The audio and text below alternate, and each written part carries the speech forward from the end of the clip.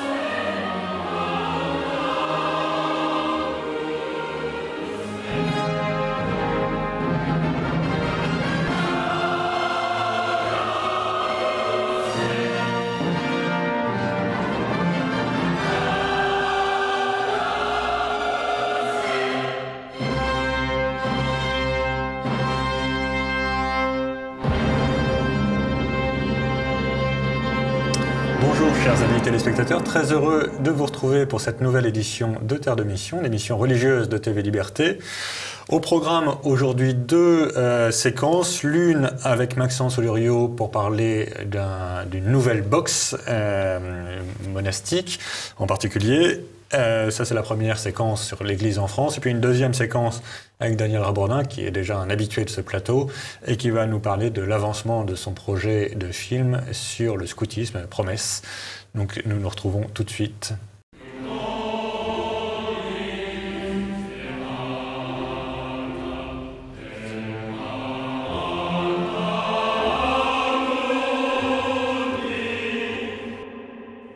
Et donc tout de suite, je me tourne vers Maxence Oluriot. Bonjour Maxence. Bonjour Guillaume. Merci d'avoir accepté notre invitation. Vous avez lancé il y a quelques mois une nouvelle box, Cato. Alors, pourquoi une nouvelle box? Il y avait d'autres offres sur le marché. Qu'est-ce que la vôtre a d'original, si je puis dire? Absolument. Non, alors en fait, nous, c'est très simple. Auréole Box, et on propose chaque mois à nos abonnés un livre et des petits cadeaux pour grandir dans sa foi. En fait, l'idée est venue assez rapidement lors d'une semaine de retraite. Une amie m'a mis 2 livres dans les mains que j'ai dévorés en 4 jours.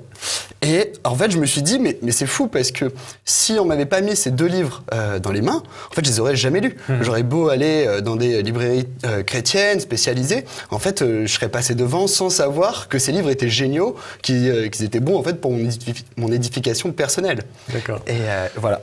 Et donc, c'est une box qui n'a rien d'alimentaire, contrairement à d'autres, c'est ça? Alors, on propose d'abord nourriture spirituelle.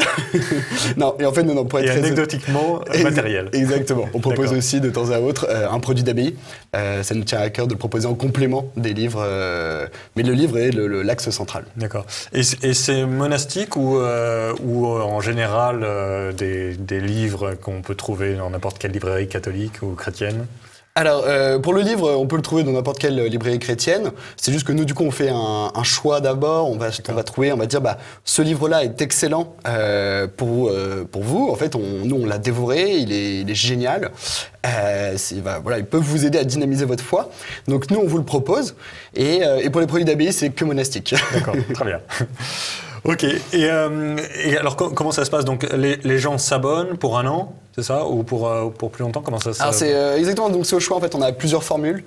Il y a possibilité donc soit de s'abonner mensuellement, donc tous les mois, voilà, on se laisse porter, c'est par prélèvement, et on se laisse, voilà, chez soi, on reçoit le petit cadeau, c'est un peu moins de 20 € par mois, et on se laisse porter. Et sinon la possibilité c'est donc de l'offrir effectivement, pour des amis, pour des cadeaux, pour des couples, là je pensais, on vient de créer une box thématique spécialement pour les couples, pour prier ensemble, à deux. Donc voilà, donc ça c'est un cadeau génial pour tous les cadeaux de mariage quand on cherche des idées. Notamment quand on veut éviter la énième petite cuillère sur la liste de mariage. Pardon de cette digression malvenue. Plus sérieusement, vous avez comment ça se diffuse? Voilà, j'imagine qu'au départ c'était essentiellement des amis, et progressivement comment ça se répand? Alors c'est ça, alors nous, en fait, ça qui est assez amusant, c'est que c'est beaucoup du bouche à oreille.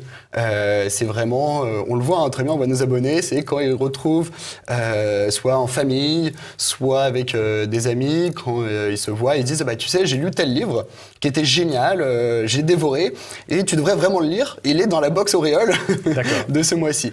Et voilà, donc c'est comme ça que nous, on arrive à se faire connaître pour l'instant. Après, on essaye diverses possibilités par des relais, des personnes qui peuvent parler de nous, qui ont des communautés et des partenariats. Ok. Et en gros, aujourd'hui, vous avez combien de personnes qui vous suivent plus ou moins régulièrement? Enfin, ça représente quoi le poids d'Auréole Box, si je peux dire? Je ne dis pas ça parce qu'on va lancer une OPA sauvage, mais juste par curiosité, comment ça se répand en fait dans l'Église de France aujourd'hui? Pour l'instant, je vais être très honnête, en fait, on a encore une petite communauté. On a un peu plus de 250 abonnés par mois. Après, on a une boutique en ligne où on peut acheter nos anciennes box, qui elles fonctionnent très bien, parce qu'effectivement, on se rend compte que la plupart de nos abonnés aiment bien avoir le choix de quel livre ils vont lire, etc. Donc ça, on a ça. Et sinon, en fait, on a des super retours. On a des retours extrêmement positifs. Et ça se développe tout doucement parce qu'effectivement, c'est une proposition, Auréole, donc d'un livre par mois, qui est très exigeante. Et voilà, donc on en a conscience, on l'accepte. Mais en fait, on a souvent des abonnés qui viennent 3 mois. Et qui reviennent 6 mois plus tard, et qui disent « Ah c'est bon, maintenant je reviens ». Et pour les livres, comment est-ce que vous décidez? Il y a un comité de lecture, comment ça se passe? Presque en fait, exactement. En fait, on travaille beaucoup avec le clergé, tout simplement.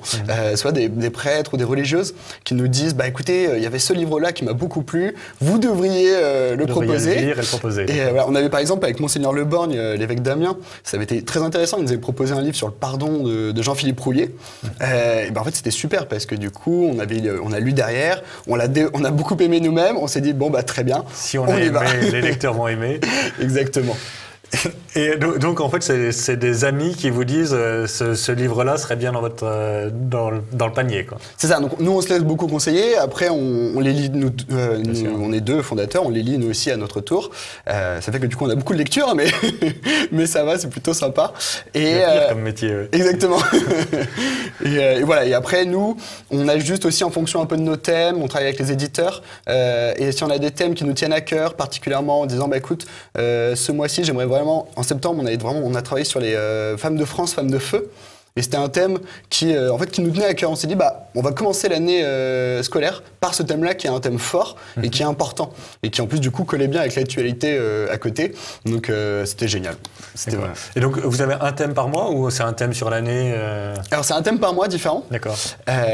Donc là, par exemple, ce mois-ci, on reprend sur le thème du pardon, mais avec un DVD. Alors, c'est un cas complètement exceptionnel. On met un DVD ce mois-ci, le DVD de Sage, La Voix du Pardon. Ouais. Voilà. Et le mois prochain, on repart sur le thème thème de la Sainte Famille. On essaie quand même de tenir avec le calendrier liturgique Je me doute, ouais. au maximum.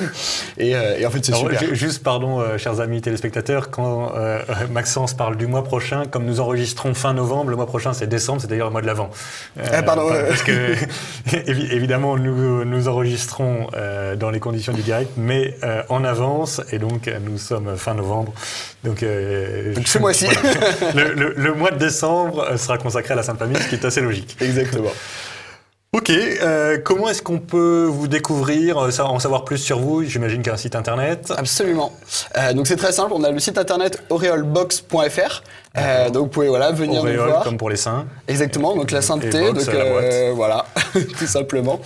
Et sinon, on est sur les réseaux sociaux, on est sur Instagram, Facebook, toujours pareil, voilà, donc aureolebox, et on nous trouve très facilement. Et D'accord. faut pas hésiter à nous envoyer un message, ça nous fait toujours plaisir. Eh bien, merci beaucoup, cher Maxence. Et écoutez, on vous souhaite que les fêtes de Noël qui approchent soient l'occasion d'une explosion du nombre de box que vous aurez et du nombre de personnes qui se forment grâce à Auréole Box. Merci beaucoup. Merci à vous, à bientôt.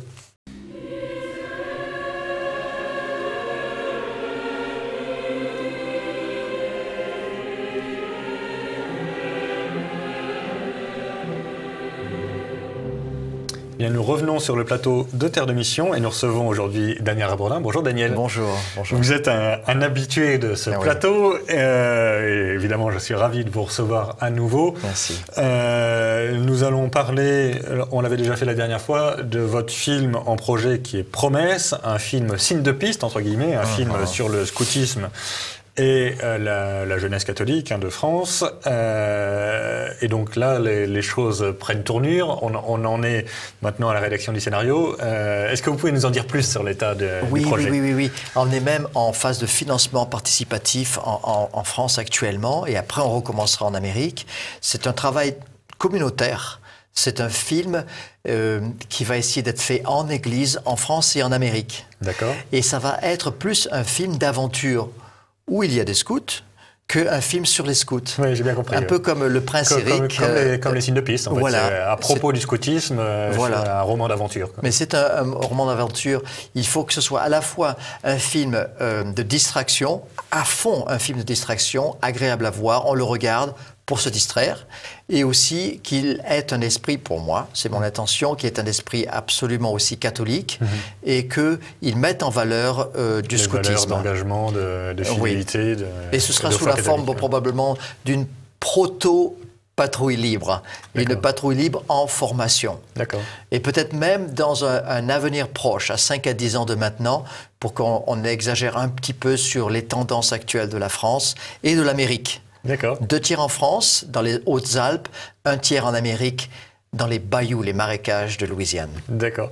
Le scoutisme, ça n'existe quasiment pas. Enfin, pas le scoutisme qu'on connaît en France, aux États-Unis. Comment est-ce que vous faites comprendre ça à nos amis américains? Comment est-ce qu'on va le faire comprendre? Je crois qu'on va se brancher sur Baden-Powell. D'accord. Je crois qu'on va faire une espèce de chasse au trésor, de résurrection de la loi scout, de la promesse, d'un vieil uniforme.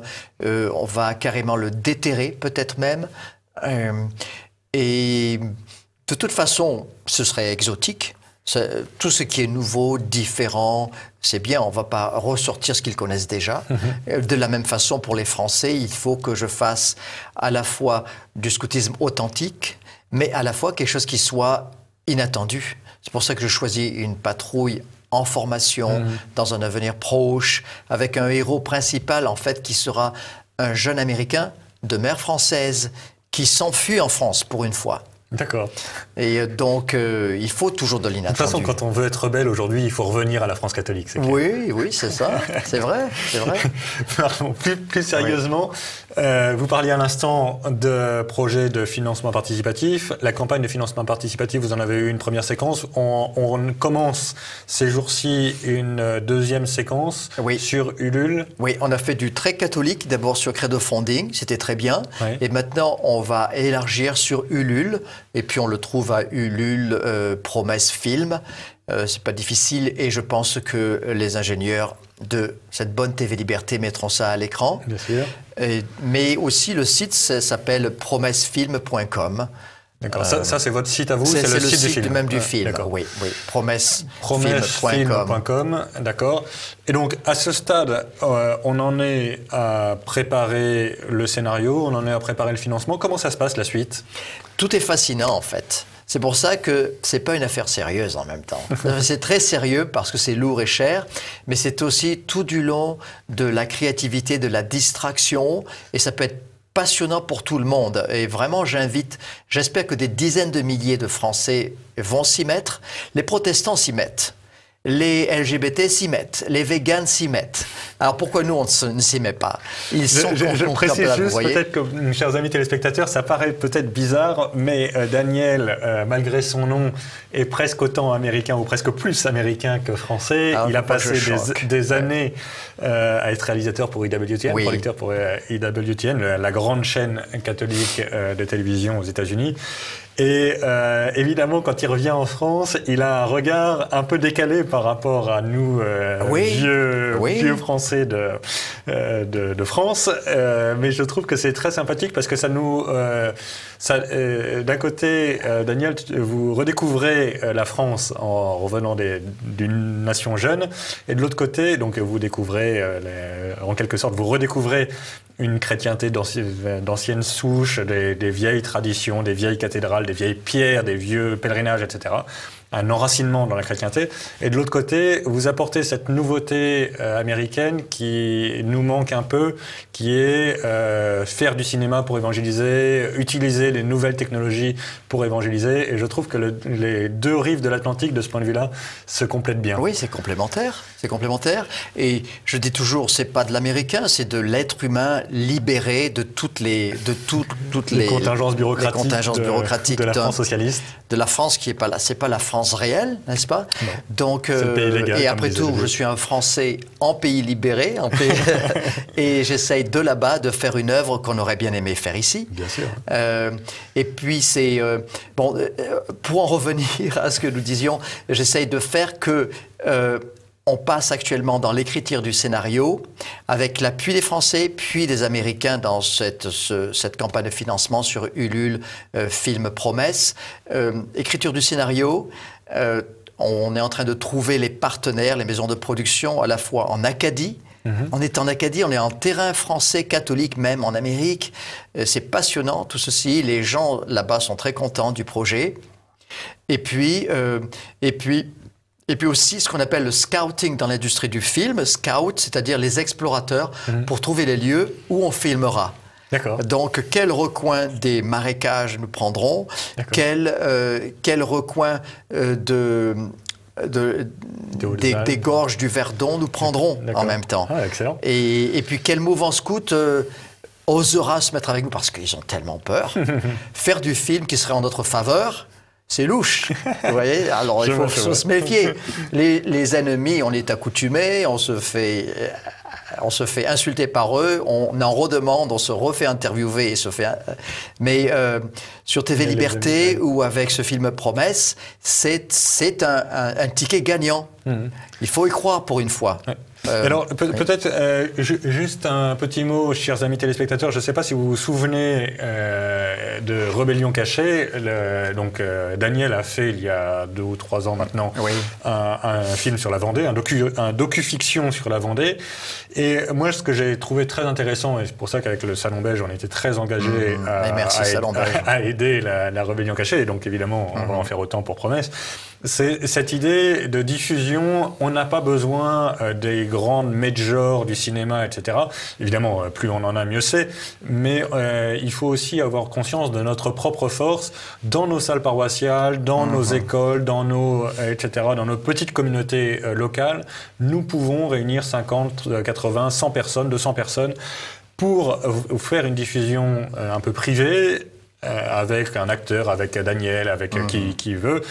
Et ça continue en effet. Et je trouve que c'est un projet extrêmement intéressant parce que ça nous enracine localement, ça nous permet d'avoir un projet d'évangélisation, de progression, de diffusion de nos convictions, avec du beau, avec du vrai, avec du bon évidemment.